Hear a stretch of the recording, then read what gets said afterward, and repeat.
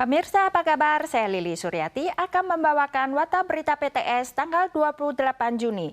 Situasi antar selat menegang. MND kemarin mendetektif 2 kapal perang Rusia yang berlayar dari selatan ke utara melalui perairan timur Taiwan. MND menegaskan telah memantau ketat pelayaran kapal Rusia tersebut.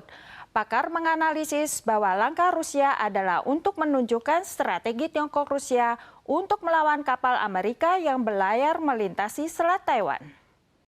Situasi antar selat menegang, bukan hanya pesawat dan kapal militer Tiongkok yang mengancam Taiwan. Tanggal 27, seorang nelayan sepertinya melihat 2 kapal perang Rusia sekitar 26 mil lepas pantai Tong Au Yilan. MND mengkonfirmasi bahwa mereka telah mendeteksi 2 kapal perang Rusia yang berlayar dari selatan ke utara melalui perairan timur Taiwan dan meninggalkan zona respons Taiwan dari Laut Lepas Suau ke wilayah Tenggara. Hal ini menarik perhatian karena munculnya kapal Rusia di perairan timur Taiwan termasuk langka. Tentara Nasional menegaskan telah menguasai dinamika kapal Rusia secara menyeluruh. Pakar menganalisis armada Samudra Pasifik Rusia berpartisipasi dalam latihan Angkatan Laut Multinasional Komodo di Indonesia dan mengakhiri kepulangannya ke utara. Identifikasi kapal yang menunjukkan nomor seri 333 Russian Corvette Sovereign, 335 Russian Corvette Gromky, dan armada kapal bahan bakar digunakan untuk menganalisis lokasi kapal Rusia. Pakar menilai Rusia sengaja memilih untuk dekat dengan Taiwan untuk menunjukkan kepada Amerika hubungan erat antara Tiongkok dan Rusia. 美国的这个海岸防卫队的史崔顿号这个巡防舰在穿越台湾海峡，而且是低速通行的情况之下，俄国军舰就配合这个中共的一个诉求来采取这样的航路。 MND mengumumkan tanggal 28 mereka mendeteksi 11 jet tempur Tiongkok, diantaranya pesawat udara tak berawak BJK-005 melintasi garis tengah selat dan pesawat pengintai tak berawak menerobos zona udara barat daya Taiwan. Sebelum pandemi, untuk mempromosikan pariwisata, pemerintah Indonesia mengadopsi kebijakan bebas visa untuk 159 negara termasuk Amerika, Jepang, Australia, dan Taiwan. Namun kebijakan tersebut akan dihapus setelah pandemi dan tidak ada rencana untuk kembali melaksanakan kebijakan tersebut. Saat ini bebas visa masuk Indonesia hanya berlaku untuk Filipina, Singapura, Malaysia, dan negara ASEAN. Namun untuk 159 negara yang menerapkan kebijakan bebas visa sebelum pandemi untuk sementara akan dihapus. Warga Taiwan hanya bisa menggunakan visa elektronik atau visa kedatangan dengan biaya Rp500.000, yaitu sekitar $1.000 Taiwan, dengan masa tinggal 30 hari. Tanggal 25, MOFA mengatakan akan tetap negosiasi dengan pemerintah Indonesia untuk kembali memberlakukan bebas visa. Kartu komuter bulanan TIPAS untuk daerah utara, sentral, dan selatan diluncurkan pada 1 Juli. 120 stasiun TRA bergabung dalam zona lingkaran kehidupan. Terdapat 390 mesin pengecek tiket. Kartu komuter hanya bisa melalui jalur khusus. Untuk menghindari antrian panjang, pada awal hari kerja 3 Juli, hari ini TRA melakukan simulasi operasional. Antrean panjang tampak di gerbang TIPAS, bagaimanapun kartu tidak bisa digesek. Ternyata mesin pengecekan karcis tidak berfungsi dan petugas segera dikerahkan agar penumpang bisa keluar stasiun dengan cepat. Tiket bulanan komuter TIPAS akan diluncurkan secara resmi tanggal 1 Juli Sabtu pagi ini. MOTC akan mengamati latihan simulasi di stasiun utama Taipei untuk keadaan darurat. Pihak luar khawatir setelah peluncuran kartu TIPAS, penumpang hanya bisa keluar masuk stasiun lewat jalur khusus yang dapat menyebabkan kemacetan.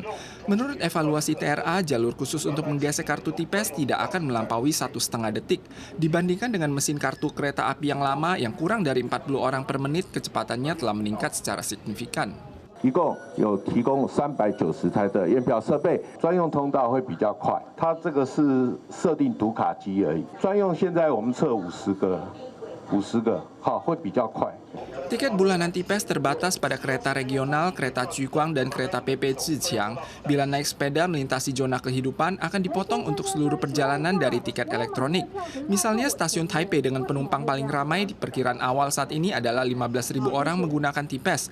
Jika penumpang banyak pada saat itu, gerbang lama yang ada saat ini akan diganti jadi jalur khusus TIPAS dan akan dirampungkan sebelum akhir tahun. Cuaca belakangan ini sangat panas. Bekerja di bawah terik matahari mudah terjadi dehidrasi. Seorang petani yang berusia 75 tahun di Chautonanto beberapa hari yang lalu ditemukan tergeletak di ladang saat menanam sayur. Walaupun sudah dilarikan ke UGD, tetap tidak tertolong.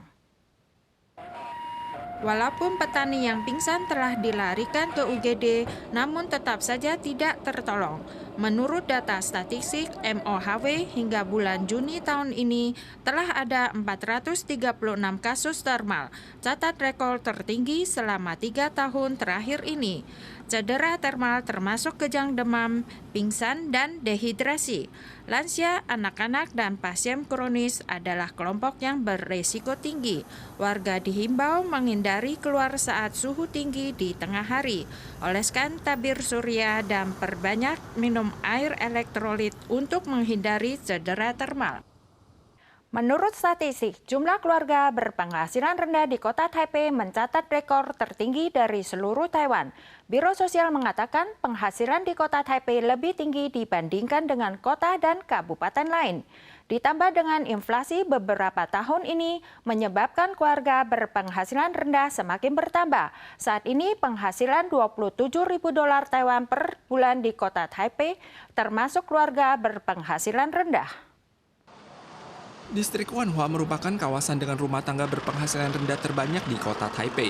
Rumah tangga berpenghasilan rendah pada kuartal keempat tahun lalu di 6 kota Taipei ada sebanyak 21.909 rumah tangga berpenghasilan rendah, terbanyak di Taiwan, diikuti oleh 20.398 rumah tangga di Taichung dan lebih dari 18.000 rumah tangga di kota New Taipei, kemudian Kaohsiung, Taoyuan, dan Tainan. 纯粹反映的就是台北市的所得偏高，跟房地产价值偏高。那么它的低收入户的那个门槛的计算是根据这个来计算，所以它可能会被拉高。 Karena pendapatan kota Taipei lebih tinggi daripada kabupaten dan kota lain, garis kemiskinan juga tertinggi di Taiwan. Garis kemiskinan kota Taipei dalam 5 tahun terakhir adalah 16.580 dolar Taiwan pada 2019, namun meningkat dari tahun ke tahun dan mencapai 19.013 dolar Taiwan tahun ini. Ini menunjukkan bahwa upah tidak dapat mengikuti laju inflasi yang akan terus memperdalam kesenjangan antara kaya dan miskin. Hal ini dikhawatirkan akan berdampak negatif bagi kaum muda karena mereka tidak dapat melihat harapan. Pakar menyarankan agar pemerintah mengurangi dampak inflasi dari perspektif kebijakan atau menaikkan upah dan memperbaiki sistem fiskal dan perpajakan agar lebih adil, sehingga dapat membantu mengurangi kesenjangan antara kaya dan miskin. Para pemirsa sekalian, sekian warta berita dari PTS. Kita soal lagi di lain kesempatan. Sampai jumpa.